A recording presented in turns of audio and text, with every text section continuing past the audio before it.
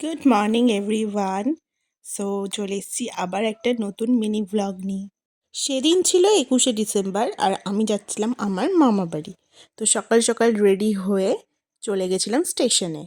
এটা হচ্ছে খাগড়াঘাট স্টেশন, এটা মুর্শিদাবাদ জেলার বহরমপুরের কাছে। আর সেদিন ছিল প্রচণ্ড ঠান্ডা, চারিদিকে প্রচুর কুয়াশা, আর আমি জাস্ট স্টেশনে বসে এইভাবে কাঁপছিলাম, এত পরিমাণে ঠান্ডা।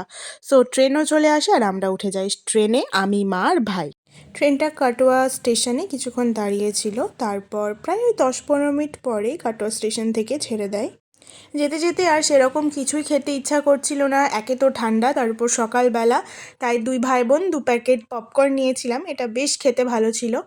তারপরে অনেকটাই চলে আসি রাস্তায়, আমি আর আমার মা একটা ভিডিও করে নিয়েছিলাম এখানে। আর আমার ডার্ক সার্কেলটা জানি খুব বাজে লাগছে, কিন্তু কিছু করার নেই। তারপর ট্রেন থেকে আমরা নেমে যাই, আমরা গোপালপুর গ্রাম বলে স্টেশনটাতে নামি। ছোটোবেলা থেকে প্রত্যেকবারই বাসে আসতাম, কারণ ট্রেনের যোগাযোগ সেরকম ছিল না।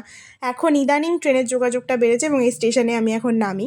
তারপর টোটোতে আমরা সব লাগেজগুলো তুলি এবং যেতে শুরু করে আমি নানি বাড়ির দিকে। আর যেহেতু দুই দিকে ফাঁকা মাঠ, তো অসম্ভব ঠান্ডা হাওয়া, আমি, মা, ভাই জাস্ট জমে যাচ্ছিলাম, এত ঠান্ডা হাওয়া ছিল। আমি এটাই বলছি যে খুব ঠান্ডা, খুবই ঠান্ডা।